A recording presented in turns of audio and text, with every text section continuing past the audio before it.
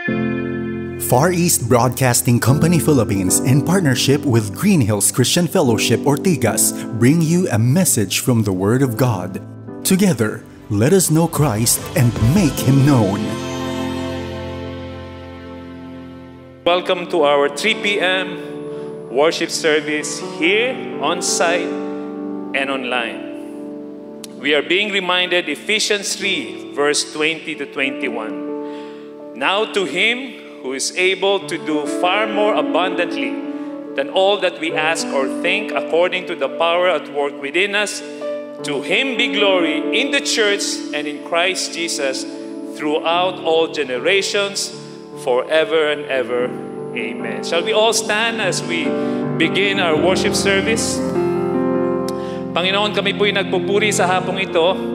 Tinataas po namin ang inyong pangalan.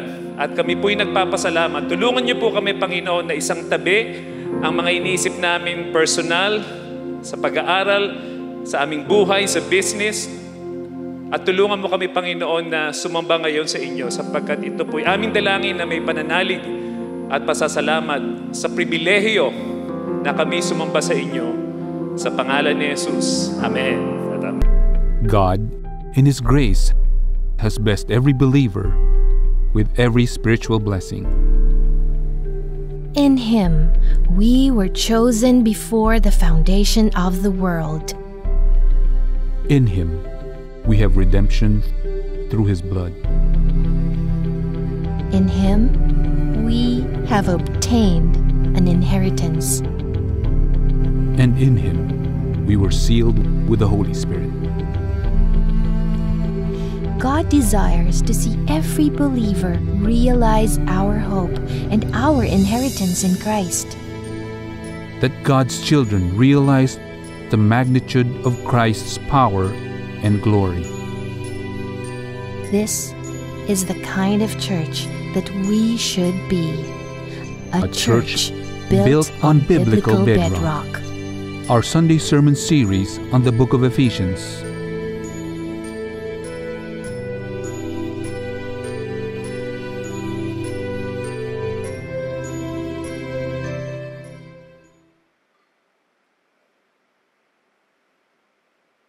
Mga kapatid, tayo po ay babasa ng salita ng Diyos sa hapong ito magmula sa Ephesians chapter 6. Mag-uumpisa po tayo sa verse 21 hanggang sa katapusan ng libro. So 21 to 24, Ephesians 6, ang ating pong babasahin. Sa pagbibigay galang sa salita ng Diyos, tayo po ay tumayo at sabay-sabay po nating basahin. So that you also may know how I am and what I am doing, Tychicus, the beloved brother and faithful minister in the Lord, will tell you everything. I have sent him to you for this purpose, that you may know how we are, and that he may encourage your hearts. Peace be to the brothers, and love with faith from God, the Father, and the Lord Jesus Christ. Grace be with all who love our Lord Jesus Christ with love incorruptible. Pagpalain naman ng Panginoon ang kanyang salita sa ating puso't isipan. Maaari na po kayong mupo. Sa wakas, mga kapatid, we are now at the end. Nasa huli na po tayo ng aklat ng Efeso. Actually, personally, nalulungkot po ako. No? Sapagkat isa ito sa aking favorite books of the New Testament. No? At napakayaman po ng aklat na ito, ng sulat na ito. Napaka-lago ng buhay ng taong mamamangka at mananahan sa aklat na ito. So, ang aking pong panawagan sa inyo, pwede niyo pong ulit-ulitin basahin ang Ephesians para sa ikalalago ng inyong buhay espiritual. Sa hapong ito, ang title po ng ating mensahe ay Kaugnayan, Kapayapaan, at kagandahang loob. K, K, K. Madali pong tandaan. Yan po ang ating huling mensahe dito sa aklat na ito. Bago pa po tayo magpunta dun sa teksto natin, dahil nga ito na po ang huling mensahe, nararapat lang po na balikan natin ang buong aklat. Naku, kinakabahan na kayo, no? Dahil babalik po ako sa chapter 1. Chapter 1 po, babalikan natin. Sapagkat napakaganda po ng overview ng buong aklat ng Efeso. Lalo na po sa panahon ngayon na parang iba-iba na ang church. Di ba? Parang ibang-iba na yung ating pananambahan sa ating pananambahan ngayong hapon. Nagpapasalamat ako siyempre sa lahat ng naririto na kasama natin dito sa santuario. At higit din ako nagpapasalamat doon sa mga nanonood at nakikibahagi sa atin online. Yung pong salitang online, siguro, ang pinaka nausong salita itong panahon ng pandemya. At sa ating buhay ngayon, ang lahat ay hybrid na. No? Hybrid. On-site at online.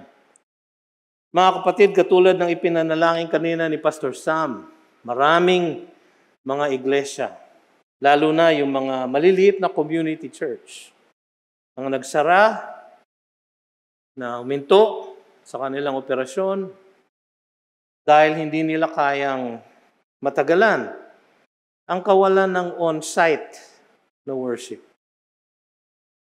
Napaka-blessed po ng ating church na sa gitna ng pandemya, naging napakatapat ng Panginoon sa atin. Kung kayo po ay nakapag-attend ng family conference kanina, maalala nyo ang katapatan ng Diyos sa atin sa pamamagitan ng pananalapi na natutugunan niya ang lahat ng ating pangangailangan bilang isang malaking church. At higit pa roon, ang ating mga kapatid ay naging tapat sa pagbibigay. Kaugnayan. Kaugnayan. At sa gitna ng lahat ng ito, ang isang nagbibigay ng agam-agam sa ating pag-iisip ay mga nangyayari sa kapaligiran. Isang nagbabantang world war dahil sa nangyayari sa Europa.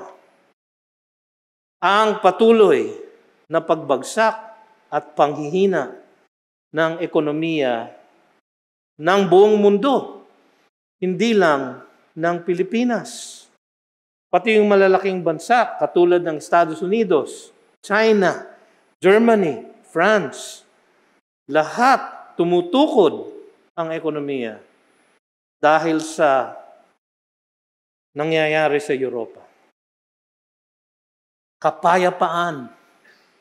Parang wala, ano? Kapayapaan. At talamak na rin, mga kapatid, ang kadiliman sa ating paligid. Hindi ba? Nababalitaan natin yung mga pangingidnap ng mga bata, ng mga babae, yung pamamaslang ng kapwa, yung galit ng kuminsan kahit magkakapatid, magkakamag-anak, dahil sa kanilang iba't ibang opinyon tungkol sa politika, sa pandemya. Mga kapatid, kagandahang loob, parang wala, no? Kaugnayan, kapayapaan, kagandahang loob. Ganun po nagtapos ang ating aklat ng Ephesians. Pero bago po tayo magpunta sa pagtatapos, balikan po natin, kung bukas po ang inyong Biblia, no? Alam niyo, pwede kayo magdala ng Biblia actually kung gusto niyo, no? Dati kasi meron tayong Pew Bibles, pero tinigil po namin yun dahil baka kasi maging sanhi ng kapaghahawa, no? Pero magdala po kayo ng sarili ninyong Bible, ini-encourage ko po kayo. I'm sure meron po kayong Meron po kayong Bible na ganito, no? Baka nakakalimutan nyo. Ito po, ang tawag po dito, Bible. No? Ito. Pwede nyo pong buklatin. May mga pahina po siya. No? Hindi scroll up o scroll to the right. No? Pero okay lang din po kung nasa telepono nyo po ang inyong Bible. Kisa naman wala. So sa Bible natin, mag-overview lang tayo. Review. Isang pagbabalik aral ng mga natutunan natin dito sa sulat ni Pablo sa mga taga-Efeso. Alalahanin natin na si Pablo, sinulat niya ito nung siya ay nakakulong marahil sa Roma, yung Mamertine prison, sabi nila, nakatanikala sa isang Roman guard, sa isang malalim na dungeon, at wala siyang kasama. Pero eventually, siya din po ay under house arrest. So siya po ay nakapag-rent ng isang maliit na bahay, kung saan nakatanikala pa rin siya sa kanyang Roman guard, ngunit siya ay nakakapag-welcome ng mga bisita. Sa ganoon po sigurong kalalagayan na hindi siya nakakalaya, sinulat niya ang aklat na ito. Sinulat niya marahil dahil sa kanyang kaisipan na baka patayin na ako ng Rome. Baka nalalapit na ang aking pagkamatay. So pwede natin tignan itong sulat na ito na parang huling bilin. Pero alam naman natin na pinatagal pa ng Panginoon ang kanyang buhay, marami pa siyang nasulat na epistles. In fact, kung sinusundan po ninyo yung ating reminders of God's care and faithfulness, natapos na po tayo dun sa 1 Timothy. Malapit na po yung huling aklat na sinulat ni Pablo, 2 Timothy. Nakasulat pa siya ng iba at nakapagministro pa sa iba sa kagandaang loob ng Diyos. Pero balikan natin. Ano ba ang napag-aralan natin sa Ephesians? Una, ang ating kayamanan kay Kristo Jesus. Ang sabi ng ibang komentarista, mahahati ang libro sa tatlo. Our wealth in Christ, our walk in Christ, our warfare in Christ. So una sa lahat, ang ating kayamanan kay Kristo Jesus. Nakikita natin sa chapter 1, verse 3 pa lang, ang ating kayamanan sapagkat tayo'y biniyayaan. Blessed be the God and Father of our Lord Jesus Christ, who has blessed us in Christ with every spiritual blessing in the heavenly places. Tapos isa-isa niyang in-enumerate. Tayo'y hinirang. Verses 4 to 6. Even as He chose us in Him, that we should be holy and blameless. He predestined us for adoption, according to the purpose of His will, to the praise of His glorious grace, that He blessed us in the Beloved. Tayo'y tinubos. Verse 7, chapter 1. In Him we have redemption through His blood, the forgiveness of our sins. Tayo'y pinamanahan. Parang sapat na yung biniyayaan tayo, sapat na yung hinirang tayo, sapat na sana yung tinubos tayo. Pero mga kapatid, tayo'y pinamanahan. Verse 11, in Him we have obtained an inheritance, having been predestined, according to the purpose of Him who works all things according to the counsel of His will. Isang sovereign choice ng Panginoon. Walang dahilan. Tayo'y pinamanahan niya. Tayo'y ginarantiya. May guarantee. May earnest money. No? Verse 13. In Him you also, when you heard the word of truth, the gospel of your salvation, and believed in Him, were sealed with the promised Holy Spirit. Selyado, kandado, sarado. Mga kapatid, alam niyo kung paano nangyari yun? Kahit nasabi sa chapter 2, verse 1, and you were dead in the trespasses and sins. Paano nangyari yun? Paano na tayo nagbiyayaan? Paano niya tayo hinirang? Paano niya tayo tinubos? Paano niya tayo pinamanahan? Paano niya nagarantiya ang ating kaligtasan? Kasi alam niyo, tayo'y binuhay. Tayo'y binuhay. Oo nga, patay tayo sa ating trespasses and sins. Pero sa verse 4 ng chapter 2, tignan niyo. But God, napakagandang but God yun. But God! Kahit na tayo patay, kahit na tayo disobedient, kahit na tayo makasalanan, but God, being rich in mercy, because of the great love with which He loved us, even when we were dead in our trespasses, made us alive together with Christ. By grace you have been saved. Wala pong works, wala pong ritual, wala pong sakramento, wala pong relihiyon. By grace, we have been saved. And raised us up with Him, and seated us with Him in the heavenly places, in Christ Jesus. Alam niyo ba tayo nakaupo na sa langit? Mga kapatid, sa mga tumanggap na kay Kristo Jesus, tayo nakaupo na sa langit. Ang hirap paniwalaan, ano? Pero yan po ang ating tinanggap na kayamanan sa Kanya. Hindi lang na tayo binuhay, tayo Kanyang niligtas. Verse 8, for by grace you have been saved through faith. Pananampalataya pala, Pastor BJ, kailangan kong manampalataya. Kailangan kong may gawin. Teka muna. Tuloy mo yung basa. For by grace you have been saved through faith, and this, yung pananampalataya na yun, is not your own doing. Ano, Pastor? It is the gift of God.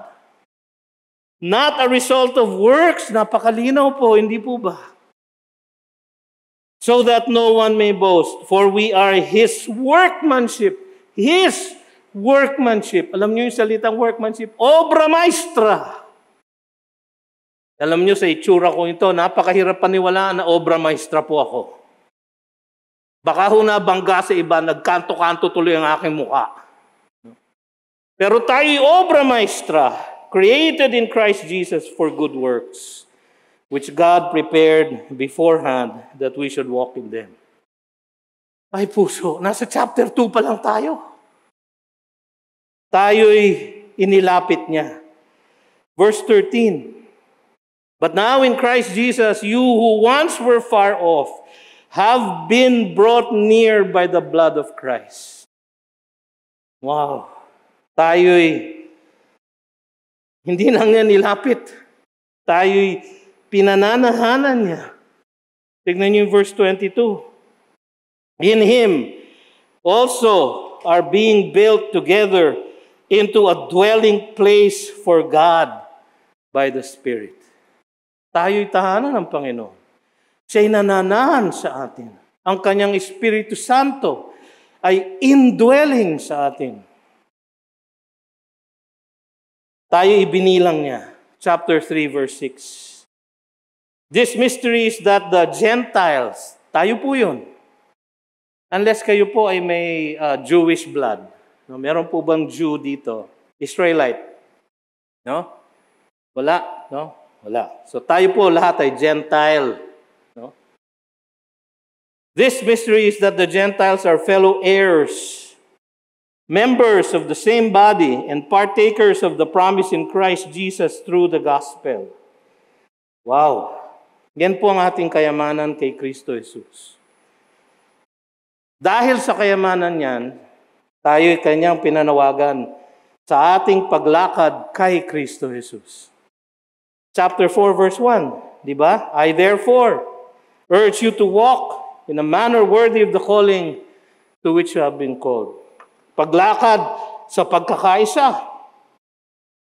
Sabi sa verse 2, with all humility and gentleness, with patience, bearing with one another in love, eager to maintain the unity of the Spirit in the bond of peace. Paglakad sa isang paglago, paglakad na lumalago. Chapter 4, verse 7, binigyan niya tayo ng gifts, but grace was given to each one according to the measure of Christ's gift. Bakit?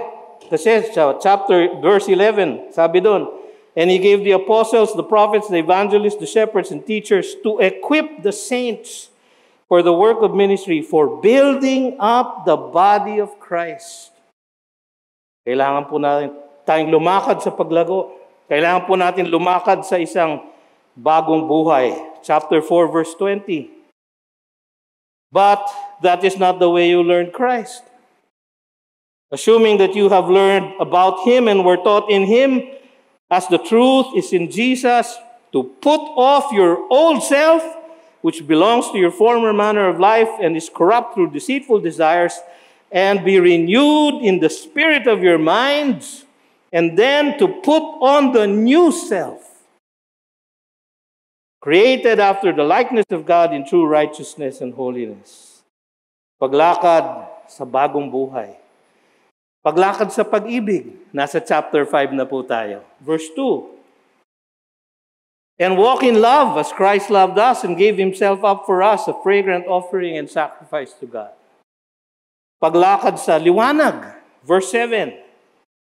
Therefore do not become partners with them, for at one time you were darkness, but now you are light in the Lord. Walk as children of light. Lumakad, mamuhay ng may kabanalan. Sabi, paglakad sa pag-ibig. Balikan natin yung verse 2. And walk in love. Balikan natin yung verse 7. Yung pag-ibig nagre-resulta sa liwanag. Balikan natin yung sinabi sa verse 15.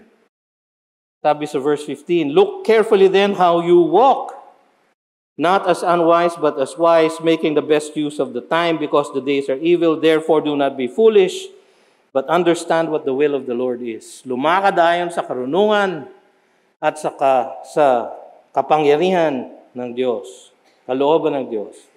Lumakad sa kapangyarihan ng Espiritu, verse 18, but do not be drunk with wine, which is debauchery, but be filled with the Holy Spirit. Paglakad sa pagpapasakop. Chapter 5, verse 21. Hanggang chapter 6, verse 9. Naku, ang haba.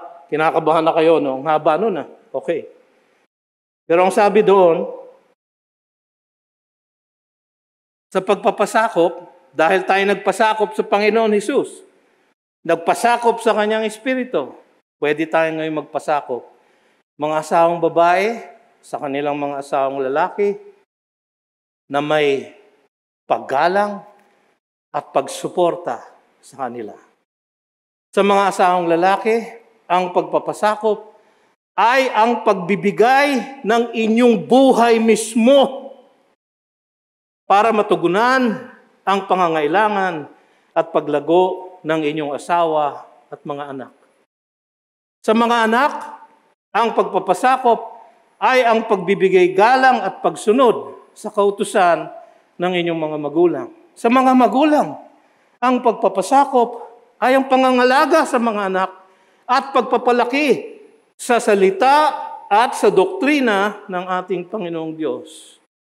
Sa mga alipin, ang pagpapasakop ay ang pagbibigay galang at parangal sa pagsunod sa ating mga earthly masters at sa mga earthly masters. Ang pagpapasakop ay ang pag-aalaga at pagiging makatarungan sa ating mga empleyado. Ang pagpapasakop, mga kapatid, nagmumula sa 5:18. Being filled with the Holy Spirit. Doon po nag-umpisa lahat. Kaya ninyo yung lahat ng pagpapasakop na yon kung kayo ay being filled. Patuloy na nagpapasakop sa Espiritu Santo ng Diyos. Kung ganun po ang lakad natin dahil sa ating kayamanan, tiyak tayo ay titirahin ng kaaway. Ito ang ating pakikibaka kay Kristo Jesus. Sa kanyang kapangyarihan. Sabi natin sa chapter 6, verse 10. Finally, be strong in the Lord and in the strength of His might. His might. Put on the whole armor of God that you may be able to stand against the schemes of the devil. For we do not wrestle hand-to-hand combat against flesh and blood, but against rulers, authorities, cosmic powers, spiritual forces of evil in the heavenly places. Bakit sa heavenly places? Kasi doon na tayo nilagay ni Kristo, di ba? Biniyayaan na tayo in the heavenly realms. Kaya tayo ay didigmain ng kaaway saan? Sa heavenly places. So ang warfare natin ay spiritual, hindi physical. Ngunit sa kanyang kapangyarihan. Verse 13, therefore take up the whole armor of God. Kailangan buo. Kailangan walang may iwan. Whole armor of God, that you may be able to withstand in the evil day, and having done all, to stand firm. Kasi alam nyo, yung ating ground ay ipinanalo na ni Jesus. Sa krus, naalala nyo? Nung siya ay namatay sa krus, He won for us our salvation. So ang gagawin na lang natin is to defend yung salvation na yun. Kasi susubukan ng kaaway na tayo ay siraan, na tayo ay discouraged, na tayo ay i-depress, na tayo ay i-damage, para ang ating testimonyo ay hindi gumanda at mas marami pang lumapit sa Panginoon sa pamamagitan natin. Yan ang kanyang objective. Gawin tayong ineffective bilang sundalo ng ating Panginoong Hesus. So tayo makikibaka sa kanyang kapangyarihan at sa kanyang armor. Diba, inisa-isa natin yun. Katotohanan, yung belt, katuwiran, yung breastplate, kapayapaan, yung shoes, katiyakan, yung shield, yung helmet, at kaligtasan. Ephesians 4:14-17. Kailangan natin ilagay ang buong armor. Spiritual armor siya, Pastor BJ. Paano natin susuotin? Balikan natin yung verse 18. Praying at all times in the Spirit. Ganyan ang pagsuot ng armor. Pananalangin. Ang ating paglaban, mga kapatid, alam kong tayo kailangan tumayo. Pero ang ating pagtayo ay nasa ating pagluhod sa pananalangin. Tayo'y nakakatayo dahil tayo lumuluhod sa pananalangin. Kapag tayo'y nakaluhod, ang kapangyarihan ng Diyos ang kaaway ng ating kaaway. Mga kapatid, pananalangin, yun ang ating pinag-aralan. Kailangan nating manalangin. Gaano kadalas? At all times. Anong klaseng panalangin? All prayer and supplication. Gaano katagal? With all perseverance. Para kanino? For all the saints. All the time, all kinds of prayer, all perseverance, all the saints. All. Sapagkat ang pananalangin ay all of life. Parang ating paghinga. Kayo ba kailangan pilitin para huminga? No? Kailangan ninyong pilitin ang hindi paghinga. Pero ang paghinga, natural. Kaya nga ako hirap na hirap. Dahil itong mask na to, pinipigilan ako sa paghinga. Kaya kailangan buksan ko ng paminsan-minsan. Mga kapatid, prayer. Yun ang huling tagubili niya sa atin. So nakarating na tayo ngayon sa kanyang pamamaalan. So nabalik-aralan na natin ang Ephesians. Napakaganda po ng aklat, di po ba? Magmula sa kayamanan hanggang sa paglakad, hanggang sa pagluhod, sa pakikibaka. Nakuha nyo? Galing sa taas, nagpunta sa lupa, hanggang sa tayo'y lumuhod. Ganyan po yung progression ng aklat. Sana po basahin niyo ulit para ma-appreciate niyo. At sa huli, ang sabi niya, 3 bagay. Kaugnayan, kapayapaan, kagandaang loob. Kaugnayan, verse 21. So that you also may know how I am and what I am doing. Tychicus, no? Hindi ko po alam kung yun ang tamang pronunciation. Ang sabi ng iba, Tychicus. Ang sabi ng iba, Tychicus. Basta Tychicus na lang siya. No? Itago na lang natin siya sa pangalang Tikoy. No? Kung Pilipino po ito, gano'n magiging nickname niya, hindi ba? Si Tychicus, the beloved brother and faithful minister in the Lord, will tell you everything. I have sent him to you for this very purpose, that you may know how we are, that he may encourage your hearts. Pansinin niyo paulit-ulit. Know how I am and what I am doing. That you may know how we are, that he may encourage you. Yung po mga salitang yon, nagbabadya ng isang malalim na kaugnayan. Kaugnayan nino? Una sa lahat, ni Pablo at ni Tychicus. Sapagkat siya ang tapat na kasama ni Pablo mula pa nung umpisa. Mula pa nung kanyang itinaguyod ang church at, guess where? Ephesus. Ang sabi ng marami, si Tychicus ay baka taga-Ephesus. Doon siya nakarinig siguro ng gospel, doon niya tinanggap ang Panginoong Jesus, at doon siya naging disipulo at kasama ni Apostol Pablo. Hindi po natin natitiyak. Pero yan ang hula ng karamihan. Pero naging tapat siya. Kaya sa Acts 20 verse 4, mababanggit for the first time ang kanyang pangalan. Sopater, the Berean, son of Pyrrhus, accompanied him, and of the Thessalonians, Aristarchus, and Secundus, and Gaius of Derbe, and Timothy, and the Asians. So Asian si Timothy. Pareho natin. Kaya Asian, siguro dahil galing siya sa Asia Minor. Tychicus and Trophimus, sila yung Asians. Acts 20 verse 4. Tagahatid siya ng sulat. Malamang itong sulat na ito na sinulat ni Pablo, siyang naghatid. No? Kasi yun ang sabi sa Colossians 4:7.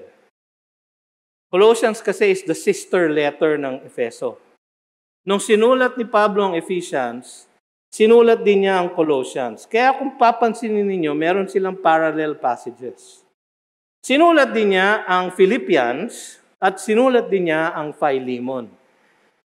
Nagtitiyak ng marami na ang lahat ng nagbitbit ng mga sulat na ito ay si Tychicus. Yan po ang kanyang role. Tapat siya hanggang sa huli. Paano ko nalaman yun? 2 Timothy chapter 4. Last chapter ng last letter ni Paul. Anong sabi doon? So verse 12. Tychicus I have sent to Ephesus. So parang nababadya natin doon na taga-Ephesus siya. Pero 2 Timothy chapter 4, huling sulat na ni Pablo, si Tychicus, kasama pa rin niya. Loyal. Sa Titus 3:12, second to the last letter ni Pablo. Sabi niya, when I send Artemas or Tychicus to you, do your best to come to me at Nicopolis. Si Titus po nasa Crete. Si Paul po nakakulong na. Ang pinadala niya, si Artemas or si Tychicus. So mula sa umpisa, Acts 19, Acts 20, third missionary journey, hanggang sa mga huling sulat ni Pablo, si Tychicus ay tapat sa kanya. Si Tychicus, nabubulol tuloy ako. Tychicus. Okay, si Tychicus ang halimbawa ng isang ordinaryong Kristiyano na nagpagamit sa Diyos at naging mahalagang bahagi ng pagbuo ng salita ng Diyos. Can you imagine? Kung nagtamad-tamaran siya at kung inisip niya, magne-Netflix na lang siya imbes na dalhin ito sa Efeso. Mawawala sa Bible ang Ephesians, Colossians, Philippians at ang Philemon. Mukhang siyang nagbitbit ng lahat ng sulat na ito mula kay Pablo papunta dun sa mga churches na yon. Maaring siya mismo ang sekretaryo ni Pablo nung sinulat niya ito. Bakit? Kasi ang sabi ng marami, si Pablo ay under house arrest. Dahil doon siya ay nakatanikala sa isang Roman guard, hindi niya kayang sumulat. Saan sabi ng iba, merong impairment ang mata ni Pablo, kaya hindi siya masyado makakita. So gumamit siya ng amanuensis, ang tawag doon, sekretaryo. Malamang si Tychicus ang kanyang diniktahan ng sulat to the Ephesians. Na-imagine nyo, yung scene, nasa loob sila nung house arrest. Si Pablo nakatanikala, kausap niya si Tychicus, malamang nakaluhod, sa lapag, merong manuscript at sinusulat ang bawat sinasabi ni Pablo. So siya ang unang nakarinig. Blessed be the Lord. Because He gave us every spiritual blessing in the heavenly realms. Even when we were dead in our trespasses and sins, He made us alive. Ang unang nakarinig, si Tychicus. Dahil siya siguro ang sumulat, nung kanyang hinatid yung sulat, sabi kasi ni Pablo dito, I have sent him for you toward this very purpose, that you may know how we are, that he may encourage your hearts. He is a brother and faithful minister in the Lord, will tell you everything. So imagine the scene. Punta siya sa Efeso. Tagaroon siya siguro. At nung pagdating niya doon, binuklat niya yung scroll, binasa niya yung letter to the Ephesians. Siguro in between, nihinto siya ng mga tao. Teka muna, ano ibig sabihin yan? He gave apostles, prophets, evangelists, teaching shepherds. Ano ibig sabihin nung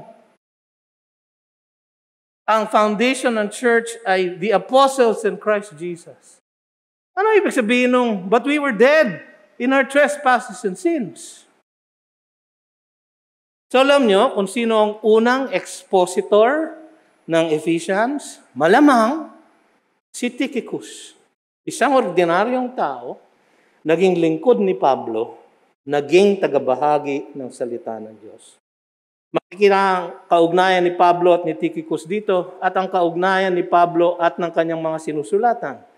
May malalim na kaugnayan kasi gusto niyang malaman nila kung kamusta na siya at gusto niyang maging accountable sa kanila kung ano ang kanyang ginagawa.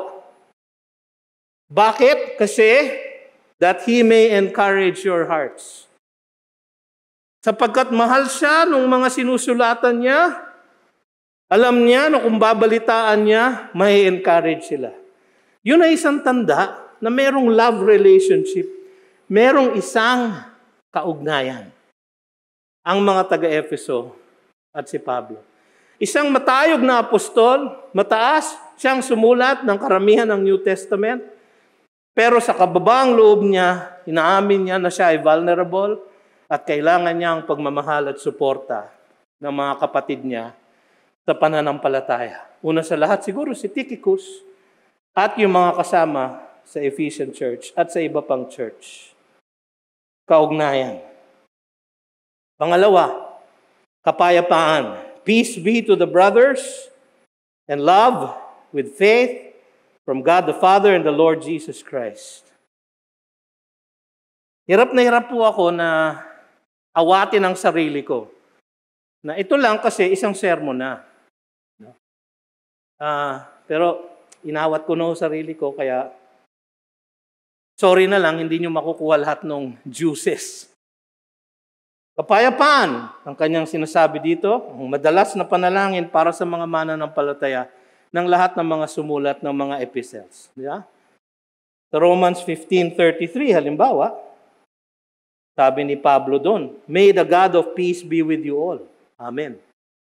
Ganon din sinabi niya sa Galatians 6:16, "Peace and mercy be upon them and upon the Israel of God." Ganon din sinabi niya sa 2 Thessalonians 3, "Now may the Lord of peace himself give you peace at all times." Ganon ang sinabi ni Pedro sa 1 Peter 5:14, "Greet one another with the kiss of love. Peace to all of you who are in Christ." Ganon sinabi ni John sa 3 John verse 15, "Peace be to you." Peace, ang salita pong peace ay sa Greek ay eirene. Pag binasa po natin, Irene. Irene, ang ganda pong pangalan ng Irene para sa babae, no? Kung magkakaroon po kayo ng anak na babae, maganda pong ipangalan, Irene. At yung susunod nating word ay kagandahang loob. Grace. Maganda rin pong pangalan sa babae. No? Irene at Grace.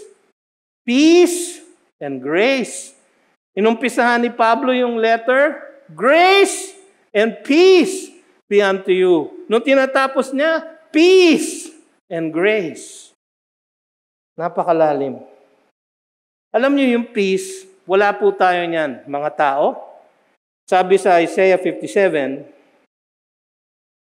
umpisa ako sa verse 20, "But the wicked are like the tossing sea, for it cannot be quiet, and its waters toss up mire and dirt. There is no peace, says my God, for the wicked." Wala po tayong peace sapagkat tayo ay kaaway ng Diyos. Kaya naman, kasalanan ang punot dulo ng Diyos, ng puot ng Diyos sa atin. Kaya sinabi niya sa chapter 2, verse 1,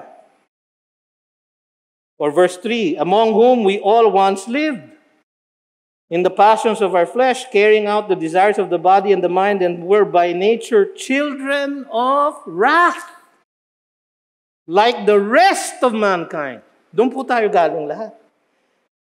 So kasalanan ang punot dulo, kapayapaan ang dinalang solusyon ng ating Panginoon.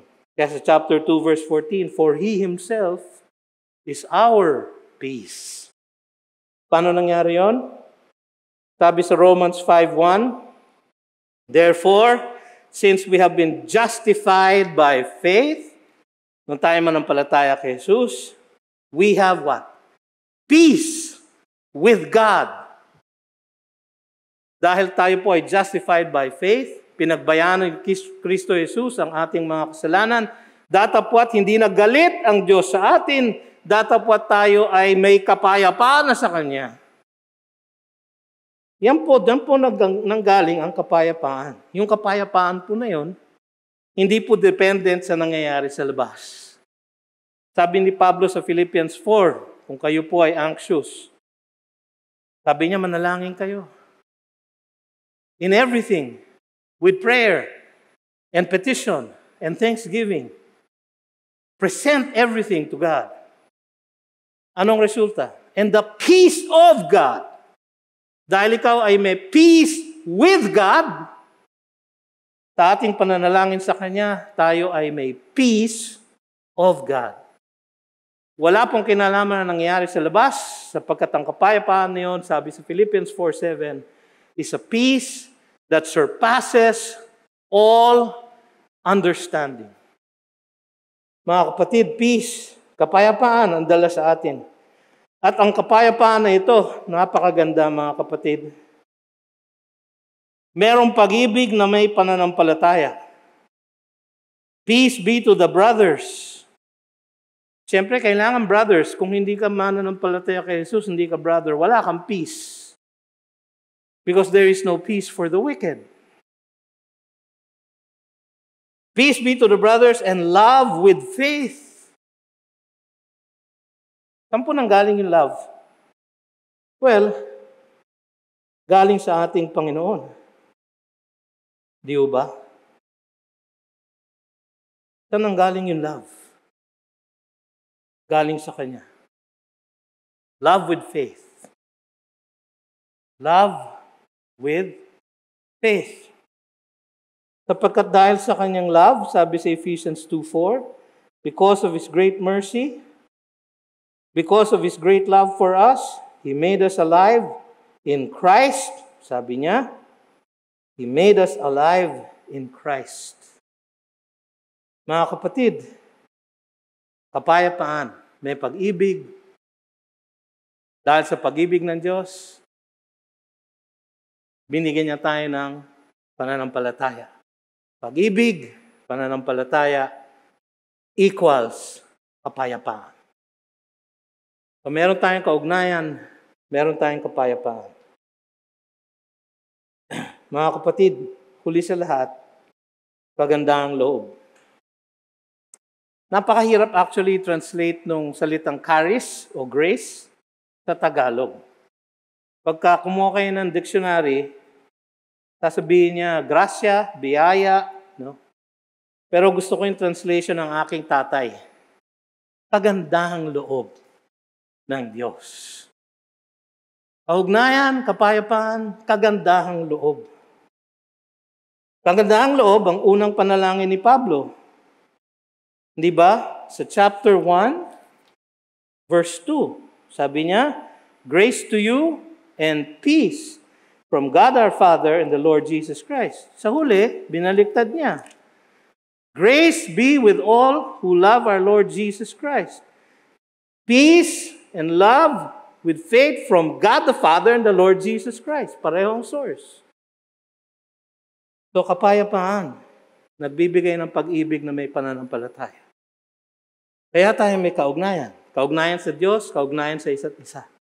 Dahil meron tayong kapayapaan na dala ng pag-ibig ng Diyos, pag-ibig natin sa Kanya because we loved Him because He what?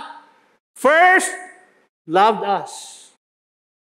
At dahil doon tayo biniyayaan niya ng faith.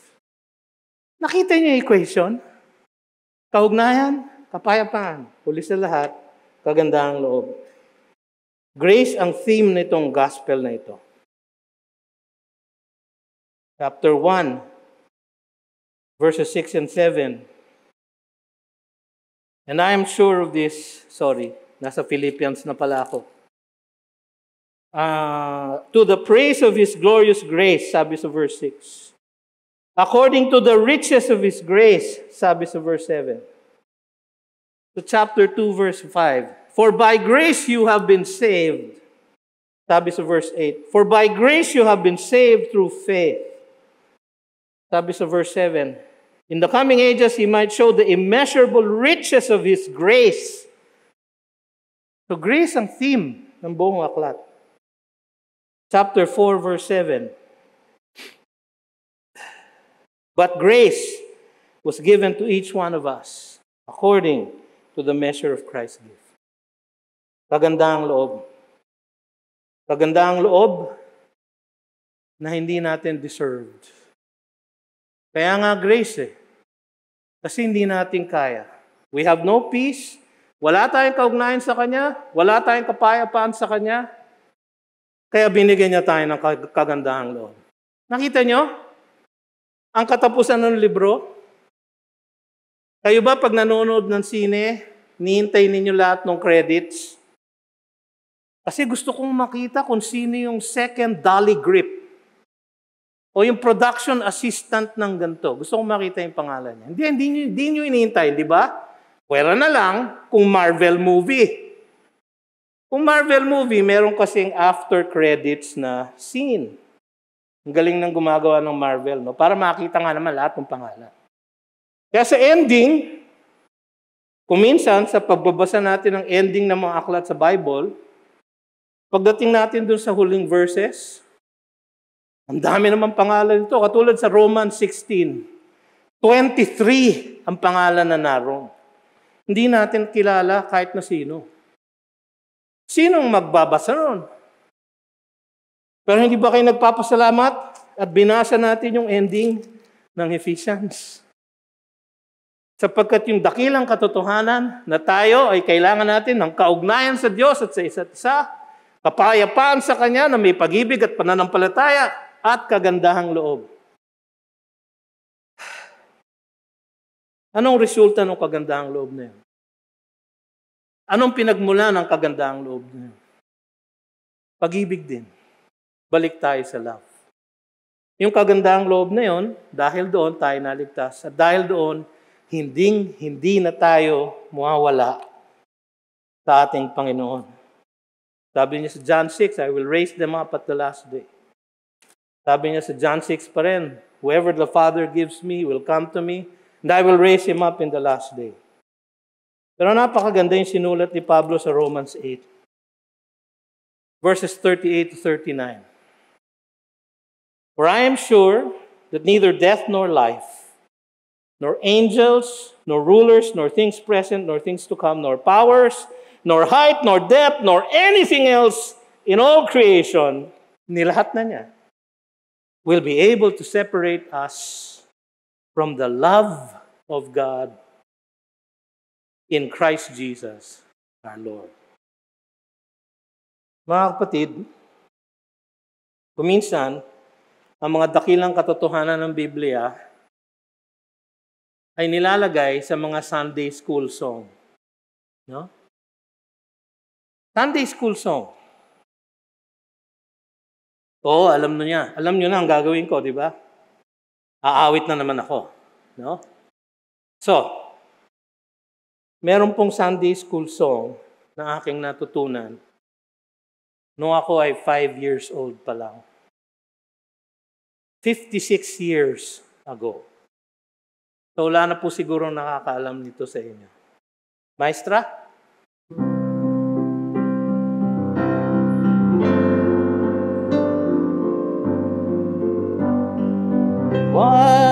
Wide as the ocean, high as the heavens above, deep as the deepest sea, is my Savior's love. I, though so unworthy, still am a child of His care. For His love teaches me that His love reaches me everywhere.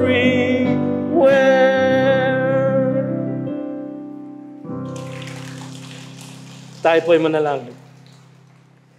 Panginoon, kaugnayan, kapayapaan at kagandahang loob. Kung hindi po dahil sa inyong kagandahang loob, wala kaming kapayapaan, wala rin kaming kaugnayan. Panginoon, marahil sa aming kalagitnaan ngayong hapong ito, merong ilang sa amin na hindi pa nakakakilala sa inyo. Datapwat wala pa silang kapayapaan. Wala pa silang kaugnayan sa inyo. O Diyos, ang aming dalangin, buhusan niyo sila ng inyong kagandahang loob. Wide as the ocean, high as the heavens above, deep as the deep blue sea is my Savior's love. I, though so unworthy, still am a child of His care. For His word teaches me that His love reaches me everywhere, Panginoon. Kayo pong umipo sa kanila. Kayo pong magligtas sa kanila. Bigyan niyo sila ng kapayapaan. Bigyan niyo sila ng kaugnayan. Dahil sa inyong kagandahang loob. Sa pangalan ni Jesus, Amen.